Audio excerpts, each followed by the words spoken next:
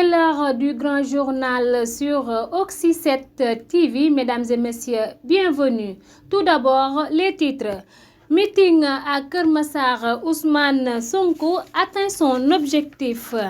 PDS vente des cartes de membres. Démission réclamée du ministre des Transports, Alioune Tine invite Mansour Faye à assumer sa responsabilité morale.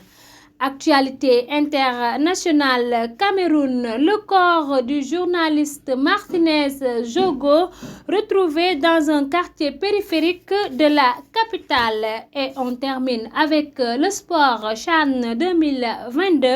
Les Lions illuminent Annaba et corrigent l'ARD Congo. File en quart de finale. Tout de suite, le développement.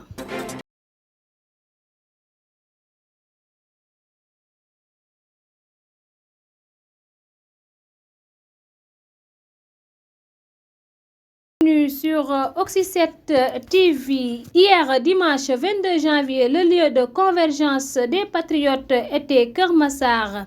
Le 46e département du Sénégal était ciblé par le leader du PASTEF pour rendre hommage à Mariama Sagna, une militante décédée suite à un viol et tuée dans des conditions non encore élucidées.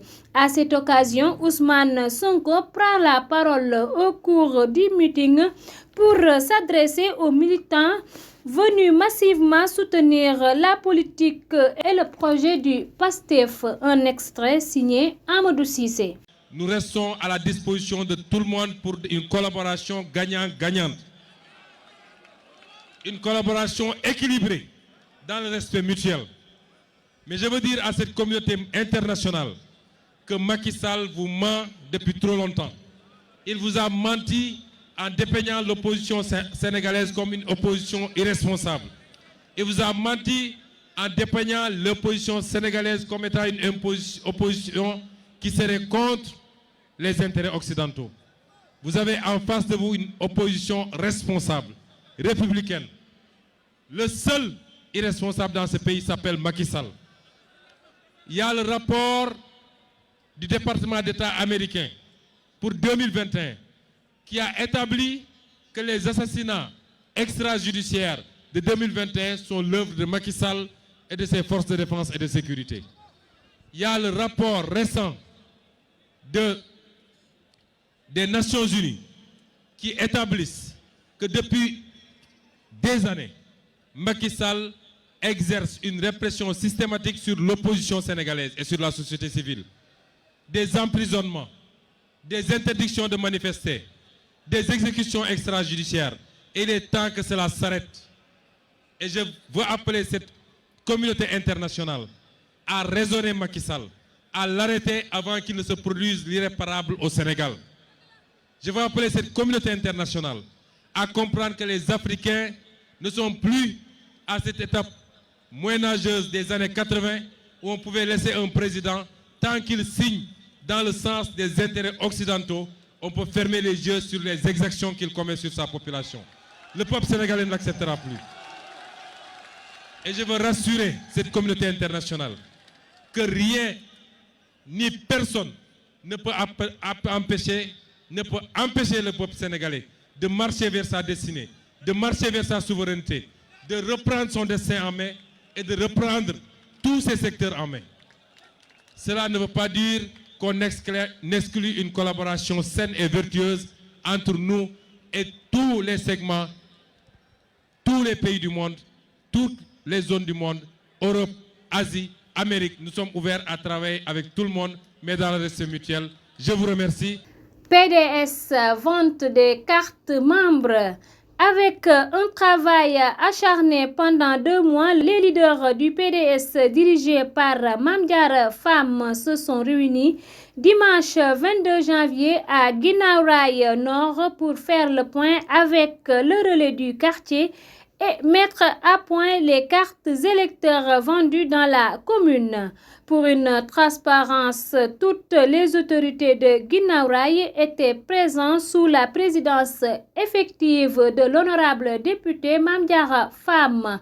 Un extrait signé Amadou Cissé. Je remercie Guinaw Rail, je remercie le commissaire Omar Pouy ici présent, qui vient de lointain parce qu'il vient de Diass. Aujourd'hui, il est venu vérifier effectivement le travail qu'on avait entamé il y a de cela 2 mois. Plus de 2 mois, mais un travail concentré de 2 mois. On a essayé pour le maximum de faire un travail poli, correct, et on lui a présenté vraiment ce qu'on a fait durant 2 mois.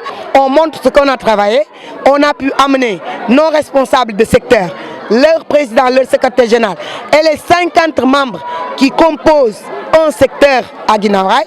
C'est vérifié et vérifiable. Et il pourra aussi être notre avocat auprès du Parti démocrate sénégalais pour vraiment montrer ce que nous avons fait du début jusqu'à la fin. Démission réclamée du ministre des Transports, Alioune Tine invite Mansour Faye à assumer sa responsabilité morale. L'appel à la démission de Mansour Faye a été ajouté après les accidents de Sikilo et de Sakal qui ont fait plus de 60 morts.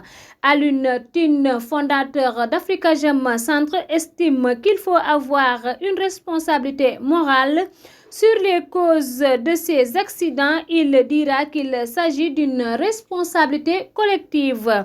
Les transporteurs, les usagers, ceux qui ont fait les routes, tout le monde est responsable. S'agissant des solutions durables à adopter, Alioune Tine note que le monde est en train de changer. Passons à l'actualité internationale. Au Cameroun, le corps du journaliste Martinez Zogo retrouvé dans un quartier de la périphérie. Le journaliste Martinez Zogo a été retrouvé mort cette nuit, informe RFI.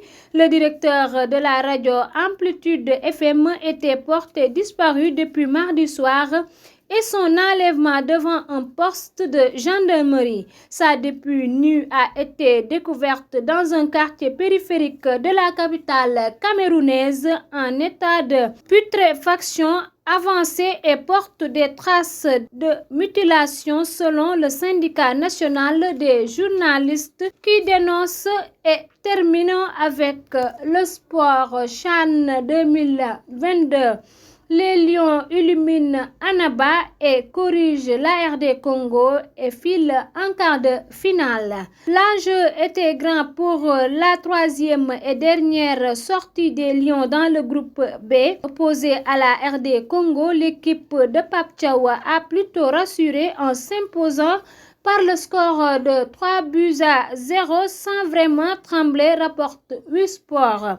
Les Lions du Sénégal ont décroché leur ticket pour les quarts de finale du championnat d'Afrique des Nations à l'issue d'un match maîtrisé mais marqué encore une fois par un manque de finition en dépit de large score des Lions. Les hommes de Bouna Thiaw ont fait l'essentiel en s'imposant devant la République démocratique du Congo par 3-0. Ils affronteront en quart de finale vendredi 27 janvier à 19h GMT. Le premier du groupe D d'Angola, le Mali ou de la Mauritanie. C'était tout pour aujourd'hui, mesdames et messieurs. Merci de vous informer sur Oxy 7 TV.